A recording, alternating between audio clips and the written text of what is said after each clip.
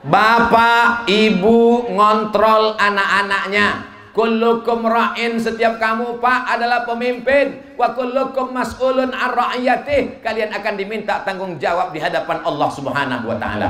Sebelum ke Mesir, saya kuliah di ibu kota provinsi dengan adik saya. Emak saya tiap bulan datang ngirim uang belanja. Kami nyewa rumah, kami ambil rumah kontrakan.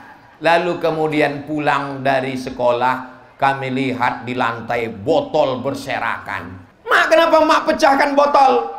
Kusangka itu botol khamar, minuman keras. Itu botol parfum, mak. Mak saya bukan wanita biasa, dia luar biasa. Dia tidak hanya sekedar mengandung, melahirkan, mengandung lagi, melahirkan lagi ibu, tapi dia juga mendidik dan mengajarkan kami. Sampai botol parfum dipecahkannya, disangkanya kami minum khamar.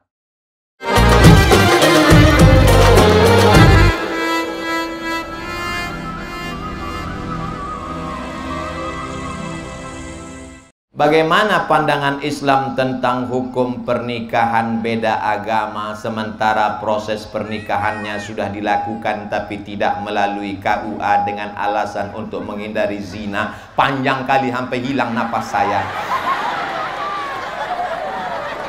Tidak ada satupun bapak kepala kantor urusan agama di Indonesia yang berani menikahkan beda agama, karena menurut hukum Islam di Indonesia, memakai mazhab Syafi'i tidak boleh nikah dengan agama lain.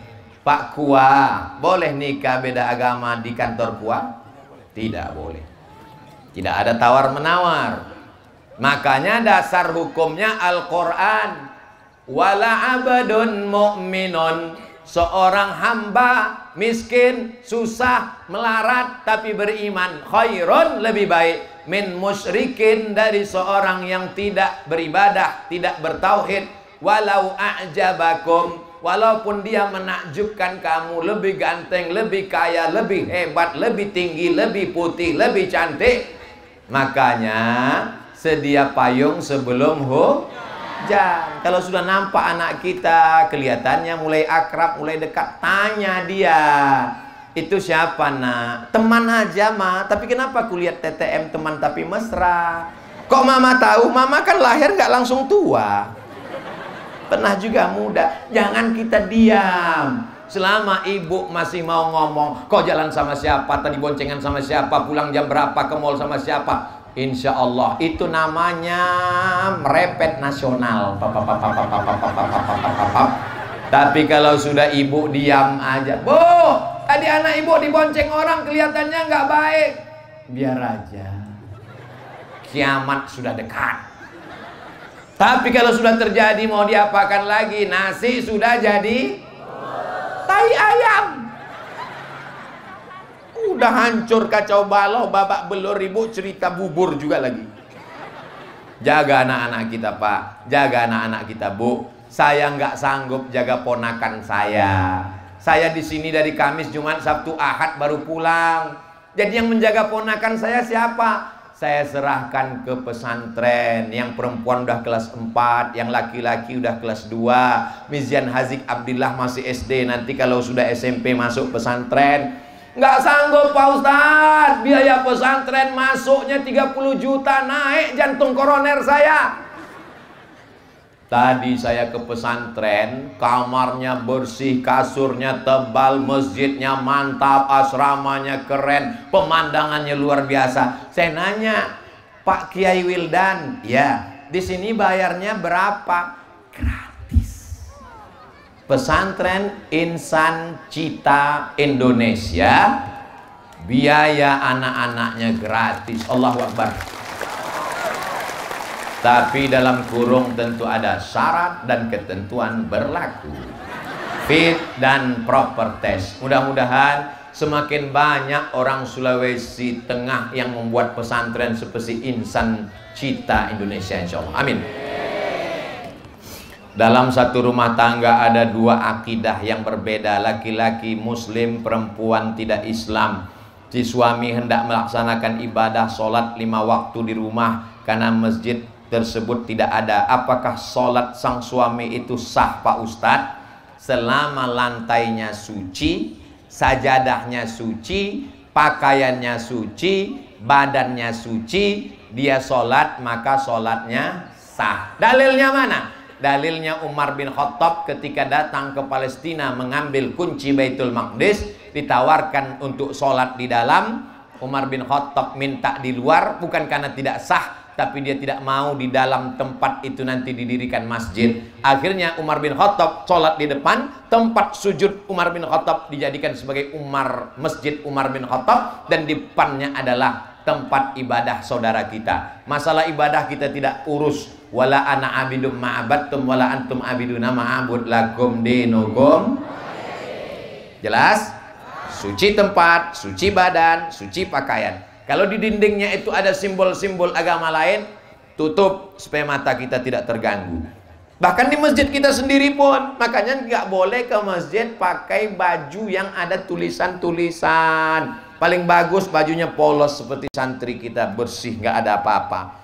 Saya kalau sampai ke masjid ada tulisan di belakang, orang di belakang Allahu Akbar, ada tulisan coblos nomor.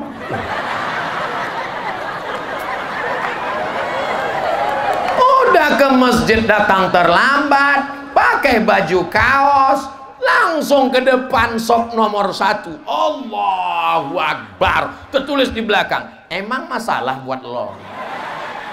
Aduh. Dalam agama Islam, orang yang sudah keluar dari Islam tidak berhak atas warisan. Akan tapi salah satu dari anggota keluarga sudah mendapat bagian, dan setelah mendapatkannya dia keluar dari Islam. Apakah anggota keluarganya berhak untuk menarik, meminta kembali? Kalau dia sudah mendapat hibah, lalu kemudian dia mengurus surat tanahnya ke BPN, Badan Pertanahan Nasional, tidak bisa ditarik kembali. Karena hibah dengan wasiat bedanya. Kalau hibah langsung serahkan ambil, kalau wasiat nunggu meninggal. Makanya jangan senang dulu kalau dapat wasiat, karena orangnya belum tentu meninggal.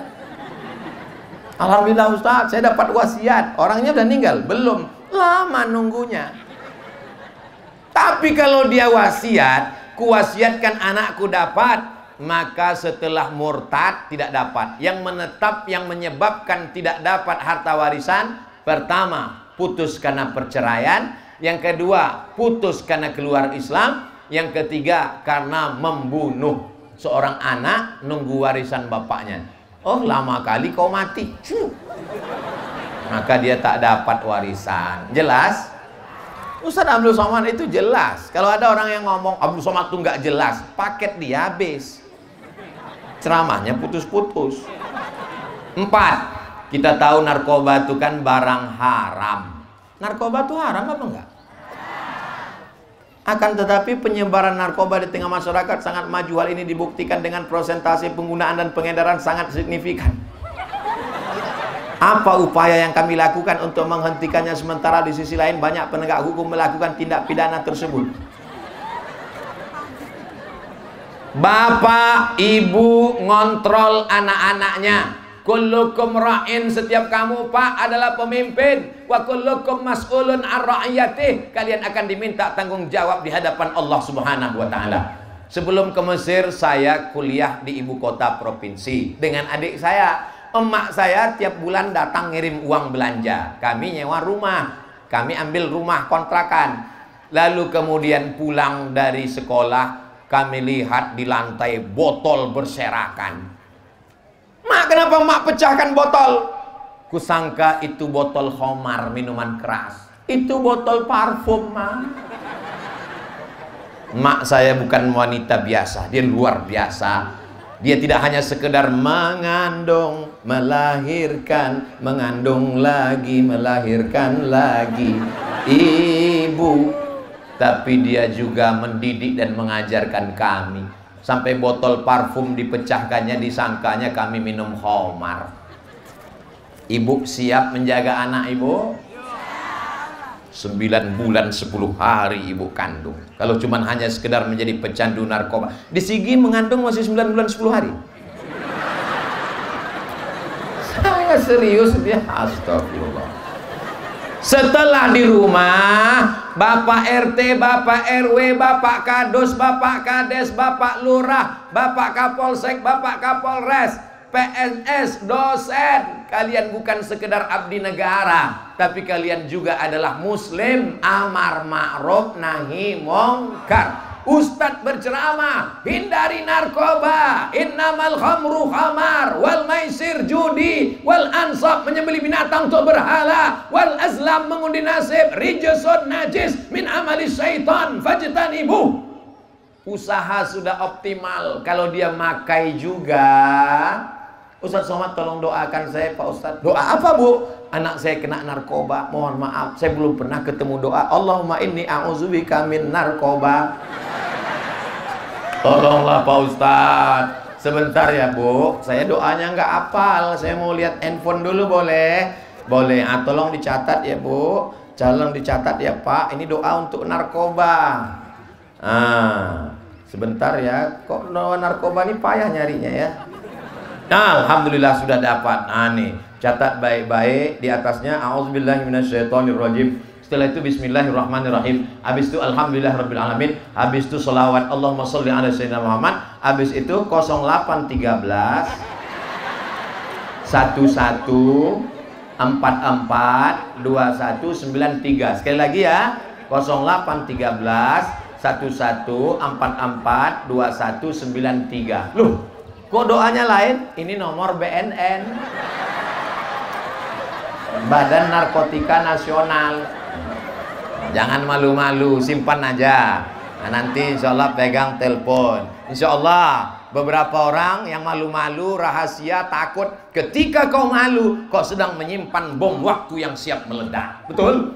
Rupanya dia tidak malu, dia telepon. Akhirnya BNN datang nangkap. Pas ketemu, gimana anaknya Bu? Alhamdulillah Pak Ustadz, sudah ditangkap. Sekarang di mana? Di Bandung dalam rangka penyembuhan di Badan Narkotika Nasional. Ketemu berikutnya anaknya di mana? Sudah pulang, sudah menikah, sudah sembuh, sudah sehat Pak Ustadz. Alhamdulillah. Jangan malu. Pertanyaan terakhir nomor 5. Bagaimana pandangan Islam terkait dengan kemajuan teknologi saat ini dengan penggunaan handphone yang kebanyakan penggunaannya mengupload kegiatan-kegiatan yang sifatnya misalnya salah satu contoh mengupload kegiatan kemanusiaan yang menyalurkan bantuan dan berarti menyindir saya tadi. Apakah itu masuk kategori sifat ria? Astagfirullahaladzim.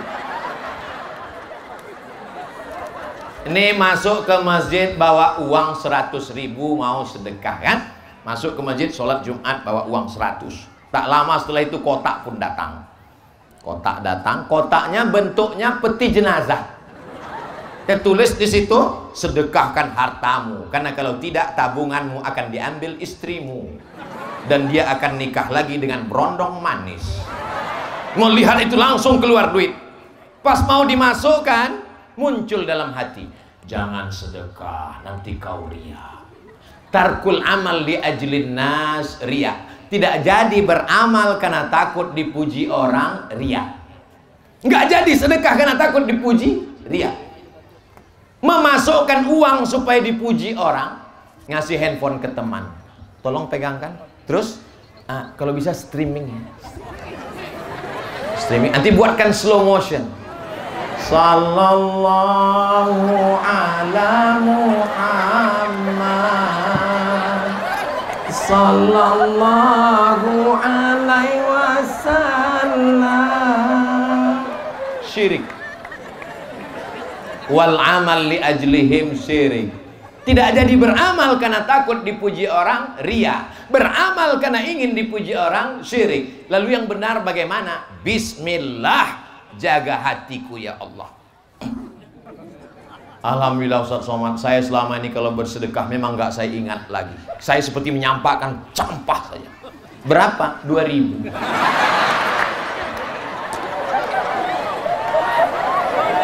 Mudah-mudahan Allah menjaga hati kita semua.